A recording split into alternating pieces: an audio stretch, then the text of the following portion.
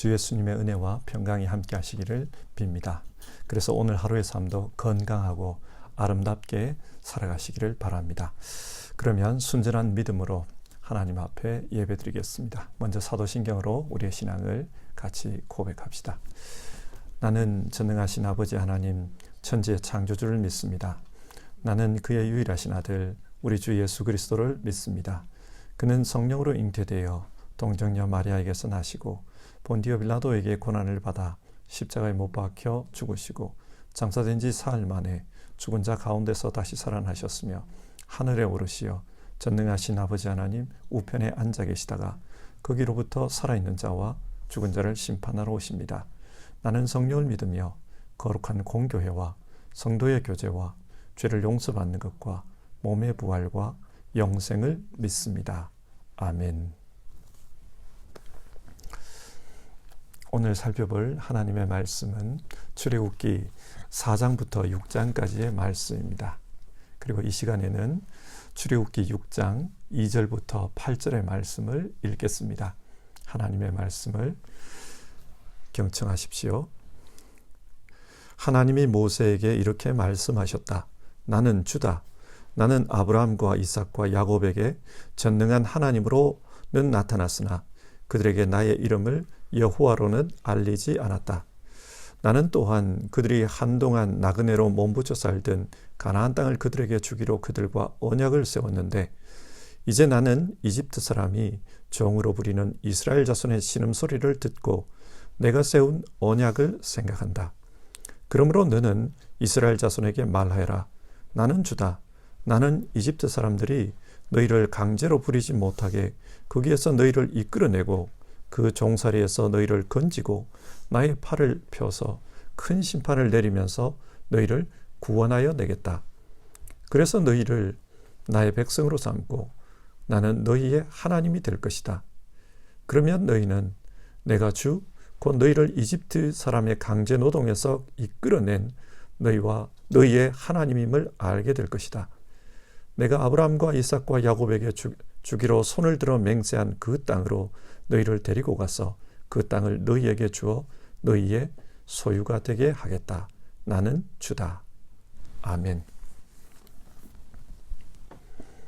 출애굽기는 하나님의 구원 이야기를 다루고 있습니다. 하나님은 이스라엘 백성을 이집트로부터 구원해 내십니다. 이스라엘 백성을 이집트로부터 구원해내는 것, 이것은 구원 역사에 있어서 아주 상징적인 사건입니다. 예를 들어 이집트의 바로는 자기 스스로를 신이라고 생각하고 있습니다. 자기 스스로를 신으로 생각하는 존재, 즉 마귀를 상징합니다. 하나님의 백성 이스라엘이 그 마귀의 권세 아래에서 노예로 살아가고 있습니다. 하나님은 그런 자기 백성을 불러내십니다. 악으로부터 자기 백성을 불러내는 것, 이것이 구원입니다. 그런데 하나님은 어떻게 자기 백성을 구원해 내십니까? 하나님은 모세를 통해 이 구원 역사를 이끌어 가라고 하십니다. 그런데 모세는 자기 힘으로는 이런 일을 할 수 없다고 합니다. 그래서 여러 가지 핑계를 댑니다. 하지만 하나님은 이런 모세에게 내가 너와 함께 있겠다. 그래서 그 구원 역사를 만들어 가겠다. 그렇게 말씀해 주십니다. 오늘 성경 말씀은 이런 배경 속에서 시작하고 있습니다. 자, 먼저 출애굽기 4장의 말씀을 같이 보겠습니다. 하나님은 모세에게 하나님께서 모세와 함께 하신다는 표징으로 몇 가지를 보여주십니다. 어떤 표징입니까? 첫 번째는 지팡이를 던지니까 그 지팡이가 뱀이 되고 뱀의 꼬리를 잡으니까 다시 지팡이가 되는 그런 표징이었습니다. 여러분, 이 표징이 무엇을 의미할까요? 당시 이집트에서 뱀은 바로의 수호자를 상징합니다. 그래서 바로의 왕관에는 뱀 모양이 있었습니다. 이렇게 보면 뱀은 이스라엘을 괴롭히는 마귀의 권세를 상징합니다. 그런데 하나님은 이 뱀을 지팡이로 만들어 버리십니다. 무슨 말입니까? 이집트의 그 대단한 권세도 결국은 하나님의 통제 아래에 있다는 것입니다. 그래서 하나님께서 던져버리면 마른 막대기 같은 존재로 변해버립니다. 하나님은 그것을 보여주셨습니다. 두 번째 표징은 모세가 자기의 손을 품 안에 넣었더니 그 손에 악성 피부병이 생겼다는 것입니다. 그리고 다시 넣으니까 없어졌어요. 이것이 무엇을 의미합니까? 당시 사람들에게 이 악성 피부병은 신의 재앙을 의미했습니다. 그래서 이 병에 걸리면 신 앞에서 부정하게 되었다, 그렇게 생각했습니다. 이스라엘 사람들은 자신들이 이집트에 살면서 이렇게 부정해졌다고 생각했습니다. 그런데 하나님께서 그 부정한 손을 깨끗하게 치유해 주셨습니다. 이것이 의미하는 바는 이집트에 살면서 부정해진 그 이스라엘을 하나님께서 깨끗하게 치유해 주시겠다, 그것을 의미합니다. 그런데 이 표징을 이스라엘이 안 믿을 수가 있어요. 그러면 어떻게 하라고 하는가? 세 번째 표징입니다. 나일강에 물을 퍼다가 땅에 부으라고 해요. 그렇게 부으면 피가 될 것이라고 했습니다. 이게 뭘 의미하는가? 이집트 사람들은 나일강이 생명의 근원이자 풍요의 근원이라고 생각했습니다. 그 나일강 때문에 아주 농사를 지으면서 잘 살았기 때문에 그렇습니다. 사람들은 이 나일강을 지배하는 신이 오시리스라고 생각했어요. 오시리스가 이 나일강에 있으면서 자기들에게 풍요를 준다, 그렇게 생각을 했습니다. 그런데 그 물을 떠다가 땅에 부으니까 피가 되었다 그래요. 이것이 의미하는 것은 나일강의 신이라는 것도 하나님 앞에서는 아무것도 아니다, 하나님이 죽일 수 있다, 그런 말입니다. 그러니까 하나님은 이 표징을 통해 이집트를 하나님께서 벌하실 거다, 그것을 보여주셨습니다. 하지만 모세는 이런 표징을 보고서도 하나님의 사역에 동참할 수 없다고 말합니다. 왜 동참할 수 없는가? 10절. 자신은 말재주가 없다는 거예요. 입이 둔하고 무딘 사람이라고 합니다. 자신은 하나님의 역사를 담당할 만한 그런 능력이 없다고 했습니다. 하나님은 이런 모세에게 도와주겠다고 했어요. 말 못하는 것, 그것을 도와주겠다, 아론을 통해 도와주겠다, 그렇게 말씀하십니다. 그러자 모세가 더 이상 변명할 거리가 없습니다. 그러나 하나님, 보낼 만한 사람을 보내십시오, 그런 말을 하면서 거부합니다. 그러자 하나님께서 크게 분노하십니다. 하나님이 함께 하시면서 일하겠다고 하는데 그래도 거부하자 크게 분노하십니다. 그래서 모세는 어쩔 수 없이 하나님의 명령을 따르게 됩니다. 자, 이렇게 모세가 하나님의 명령에 순종하기로 하자 그 다음에 어떤 일이 벌어집니까? 18절에서 20절을 보면 하나님께서 모세의 주변을 정리해 주십니다. 모세의 장인이 모세가 가족들을 데리고 이집트로 떠나는 것에 동의를 해 주었습니다. 하나님이 함께 하시면서 이렇게 일을 정리해 주시는 것입니다. 그리고 21절에서 23절, 하나님은 함께 하시면서 어떤 일이 일어날 것이라는 것을 모세에게 다시 한번 말씀해 줍니다. 바로가 강팍해져서 쉽게 이스라엘을 보내주지 않을 거라고 했습니다. 하나님께서 이런 말씀을 모세에게 해주시는 이유는 마음을 단단히 먹으라는 것입니다. 그러나 하나님이 함께 하실 겁니다. 그리고 24절에서 26절, 참 이해하기 어려운 일이 일어납니다. 24절인데요. 모세가 길을 가다가 어떤 숙소에 머물러 있을 때에 주님께서 찾아오셔서 모세를 죽이려고 하셨다. 하나님은 지금까지 모세에게 함께 일하자고 그렇게 설득했습니다. 그런데 이제 함께 일하겠다고 하니까 죽이려고 해요. 왜 그렇습니까? 할례 때문이었습니다.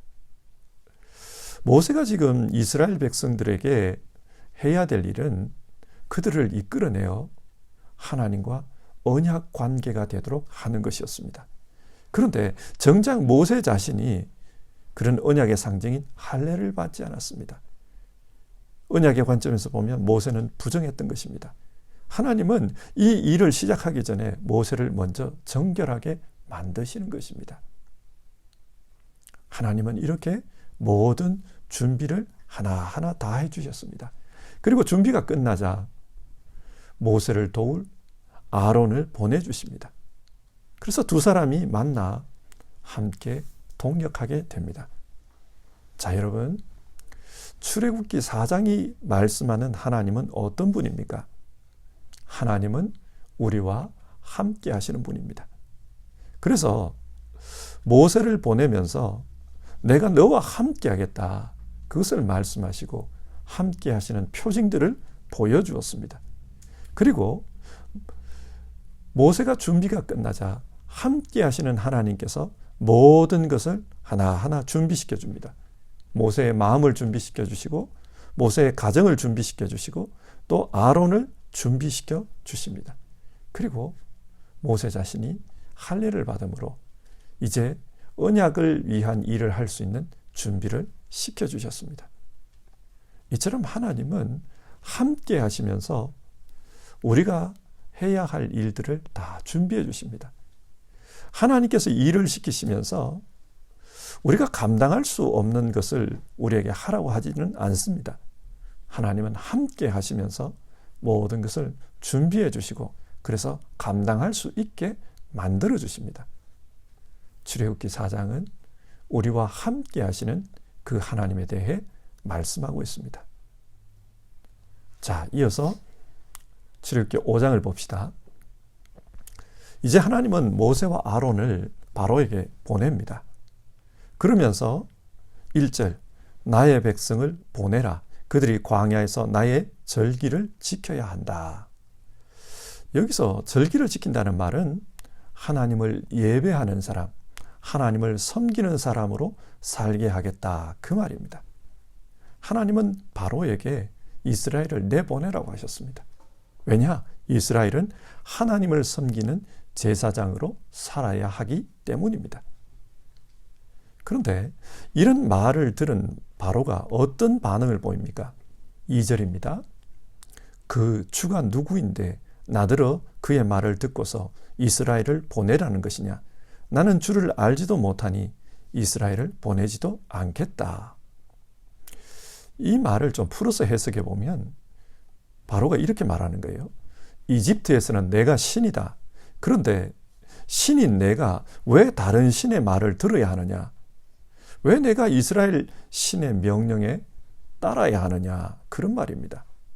바로는 지금 기분이 불쾌해졌어요. 자기가 신인데 자기의 주권에 도전하는 모세가 아주 불쾌했던 겁니다. 그래서 어떻게 합니까? 이스라엘 백성들의 강제 노동의 강도를 훨씬 높여버립니다. 그래서 강제 노동을 담당하는 그 관리들에게 이스라엘이 흙벽돌을 만들 때 벽돌에 사용되는 자재를 주지 말라고 그래요. 하지만 하루에 만드는 벽돌의 양은 똑같아야 한다, 그렇게 말합니다. 이렇게 되자 이스라엘의 강제 노동의 강도가 훨씬 세졌습니다. 작업 환경이 나빠졌어요. 그래서 이스라엘 백성들이 바로에게 찾아가서 이스라엘의 구원에 대한 이야기를 한 모세를 원망합니다. 당신이 괜히 바로에게 이상한 말을 해서 우리만 힘들게 되었다. 이스라엘 백성들이 모세를 원망합니다. 모세는 이런 일을 하기 전에 바로가 완악하게 나올 것이라는 것을 하나님으로부터 들어서 알고 있었습니다. 그러나 백성들이 이렇게 자기를 원망할 줄은 몰랐습니다. 그러자 모세가 낙심이 되었어요. 굉장히 심적으로 힘들어합니다. 그래서 하나님께 호소합니다. 22절과 23절. 왜 저를 이곳에 보내셨습니까? 그가 이 백성을 더욱 괴롭히고 있습니다. 그런데도 주님께서는 주님의 백성을 구하실 생각을 전혀 하지 않고 계십니다. 모세가 하나님을 원망하면서 기도하고 있습니다. 자, 이 모든 문제의 시작이 어디서부터 출발되었습니까? 바로는 이스라엘의 하나님이 누군지를 모른다고 했습니다. 그래서 그 요구를 들어줄 수 없다고 했어요. 그리고 이스라엘 백성들의 노동 강도를 높였습니다. 이렇게 보면 하나님의 입장에서는 바로에게 하나님이 누군지를 가르쳐 주셔야 이 모든 문제가 해결되는 겁니다. 그래서 하나님은 출애굽기 7장부터 11장까지 10가지의 재앙을 통해 바로에게 하나님이 어떤 분인지를 가르쳐 주십니다. 그런데 이 일을 하기 전에 하나님이 하셔야 할 일이 있었습니다. 그것이 무엇입니까? 사실 모세도 이스라엘 백성도 하나님이 누군지를 잘 모른다는 것이었습니다. 그래서 하나님은 출애굽기 6장에서 하나님이 어떤 분인지를 가르쳐주고 계십니다. 6장 2절 하나님이 모세에게 이렇게 말씀하셨다. 나는 주다. 하나님은 모세에게 자신이 누구신지를 말씀해 줍니다. 그 주라고 합니다. 그런데 이 주라는 단어가 히브리 말로 보면 여호와예요. 그래서 3절 아브람과 이삭과 야곱에게는 전능한 하나님으로 나타났다. 그러나 그들에게 하나님의 이름 여호와로는 알리지 않았다고 합니다. 그런데 이제 모세에게는 여호와로 알려주십니다. 아브람과 이삭과 야곱에게 하나님은 전능하신 분으로 나타나셨습니다. 그래서 아브람의 경우 아이를 낳을 수 없는 사라, 90세가 된 사라, 그리고 자신은 100세가 되었을 때 그때 이삭이 태어났습니다. 전능하신 하나님께서 그렇게 해주신 것입니다. 그리고 팔레스타인의 아주 이름 없는 마을에 작은 소년이었던 요셉이 이집트의 총리가 되어 구원의 역사를 행할 수 있도록 하셨습니다. 전능하신 하나님이 그렇게 한 거예요. 하나님은 아브람과 이삭과 야곱과 함께 계시면서 불가능한 일들이 가능케 되도록 그렇게 해주셨습니다. 그러면서 하나님이 누구인지를 가르쳐 주셨습니다. 하지만 지금부터는 여호와로서 하나님 자신을 계시해 주겠다고 합니다. 그러면 여호와가 누구이십니까? 이 여호와라는 말은 있다, 있을 것이다, 혹은 있게 할 것이다 라는 의미의 단어에서 비롯되었습니다. 그러니까 하나님은 너희와 함께 있을 것이다. 지금도 함께 있고 앞으로도 함께 있을 것이다. 그리고 함께 있으면서 없는 것을 있게 할 것이다. 그렇게 말씀해 주는 겁니다. 하나님은 이스라엘 자손과 앞으로 영원히 함께 하실 것입니다. 그래서 7절을 보면 너희를 나의 백성으로 삼고 나는 너희의 하나님이 될 것이다. 그렇게 말씀합니다. 하나님은 늘 함께 하시겠다. 그 약속을 이 언약을 통해 해주셨습니다. 자, 이상의 말씀을 한번 정리해 봅시다. 출애굽기 4장에서 6장의 말씀은 하나님이 어떤 분인지를 우리에게 이야기해 주고 있습니다. 하나님이 어떤 분입니까? 하나님은 우리와 함께 계시는 분입니다. 하나님은 우리와 함께 계시면서 이스라엘을 구원하기 위한 모든 준비를 직접 해 주십니다. 그리고 하나님은 여호와로서 이제 함께 하실 것입니다. 성경은 이 여호와께서 함께 계시면서 이스라엘의 하나님이 되어서 그들을 백성 삼겠다고 해 주셨습니다. 언약입니다. 출애굽기에서 모세가 출애굽을 이끄는 것처럼 보이지만 사실 하나님께서 출애굽을 위한 모든 것을 준비하셨습니다. 그리고 모세가 일할 수 있도록 모든 것을 이끌어 주셨습니다. 이처럼 함께 하시는 하나님은 우리를 통해 모든 일을 스스로 해가십니다. 함께 하시는 하나님께서 우리에게 요구하는 것은 하나님이 일하시는 그곳에 우리가 동역자로 함께 있는 것입니다. 그런데 하나님의 동역자라고 하면서도 하나님이 누군지를 모르는 경우가 많습니다. 오늘 성경에 나오는 이스라엘 백성이 그렇습니다. 하나님이 누군지를 몰랐습니다. 우리도 이럴 수가 있습니다. 하나님을 믿는다고 하나님의 이름을 부르지만 정작 그 하나님이 누군지를 모를 수 있습니다. 호세아서 4장 6절 이 백성이 나를 알지 못하여 망한다. 하나님은 그렇게 말씀하셨어요. 이스라엘은 하나님을 믿는다고 했지만 하나님을 몰랐습니다. 그래서 망했던 겁니다. 우리는 이렇게 신앙해서는 안 됩니다. 하나님을 믿는다면 하나님이 누군지를 알아야 합니다. 그런데 하나님이 어떤 분인지를 어떻게 알 수 있습니까?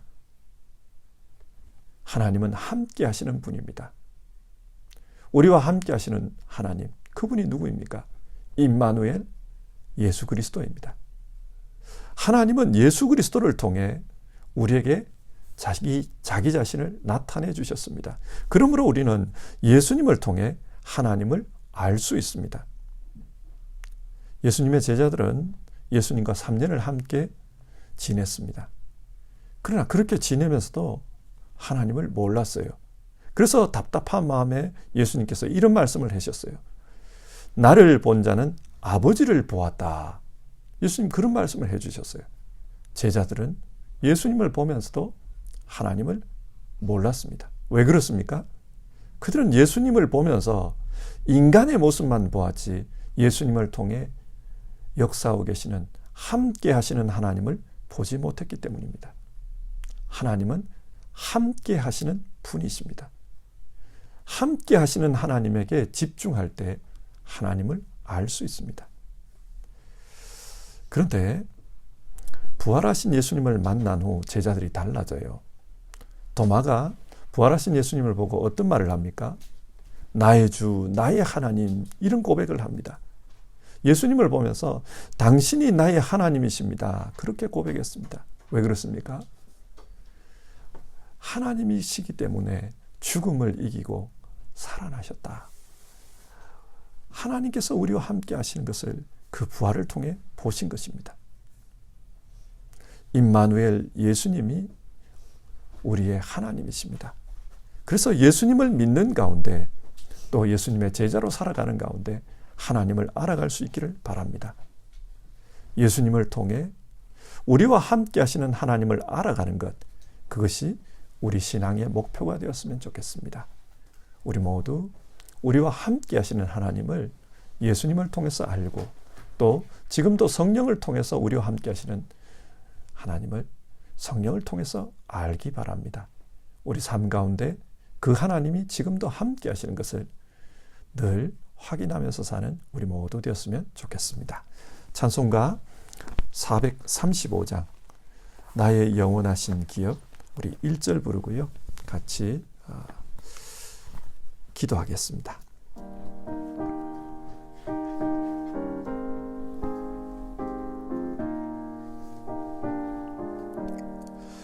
나의 영원하신 기업 생명보다 귀하다.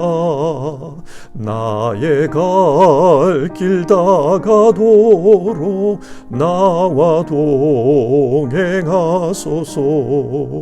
주께로 가까이 주께로 가오니 나의 갈 길 다가도록 나와 동행하소서. 아멘. 우리 이 시간 같이 기도하겠습니다. 오늘 성경이 우리에게 증언하는 하나님은 우리와 함께하는 하나님입니다.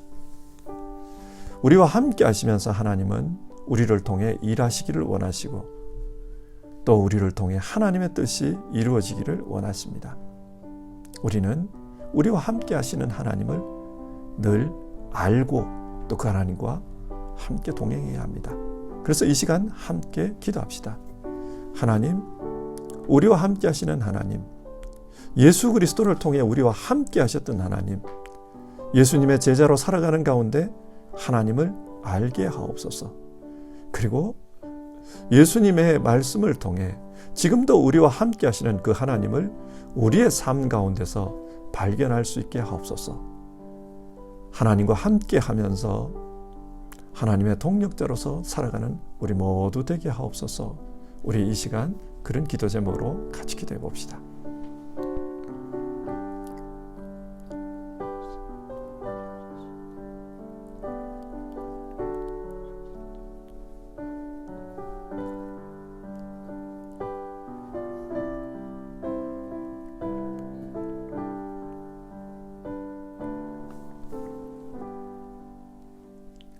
하나님, 오늘 출애굽기의 말씀을 통해 우리와 함께 하시는 하나님에 대해 말씀을 나누었습니다. 하나님은 모세와 함께 하시면서 모세를 불러주셨고 또 모세를 준비시켜 주셨습니다. 그리고 모세가 일하는 가운데 하나님께서 직접 모든 것을 해결해 주셨습니다. 이처럼 우리와 함께 하시는 하나님도 우리를 불러주시고 우리와 함께 하시고 우리를 통해서 하나님의 역사를 나타내신다는 것, 그것을 믿고 살아가게 하옵소서. 때로는 눈에 보이지 않고 손에 잡히지 않아도 하나님께서 우리와 함께 계시면서 우리를 통해 역사하고 있다는 것을, 그것을 믿고 살게 하옵소서. 그리고 하나님은 여호와로서 과거에도 우리와 함께 하셨고 지금도 함께 계시며 앞으로도 영원히 함께 계셔서 우리를 통해 하나님의 뜻이 이루어지게 하신다는 것, 그걸 믿게 하옵소서. 하나님, 정말 우리 성도님들 예수님의 제자로 사는 가운데 하나님을 알게 하시고 하나님을 알므로 하나님의 축복을 경험케 하시고 또 하나님의 사람으로 하나님과 동행해서 하나님 앞에 쓰임받는 귀한 은혜에 참여하도록 도와주시옵소서. 오늘 하루의 삶도 동행하시는 하나님, 함께 하시는 하나님, 그 하나님을 우리가 경험하며 살기 원합니다. 예수님의 이름으로 기도드립니다. 아멘. 주기도문으로 예배를 마치겠습니다. 하늘에 계신 우리 아버지, 아버지의 이름을 거룩하게 하시며 아버지의 나라가 오게 하시며 아버지의 뜻이 하늘에서와 같이 땅에서도 이루어지게 하소서.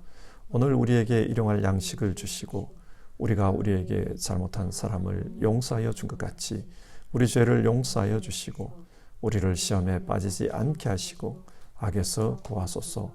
나라와 권능과 영광이 영원히 아버지의 것입니다. 아멘.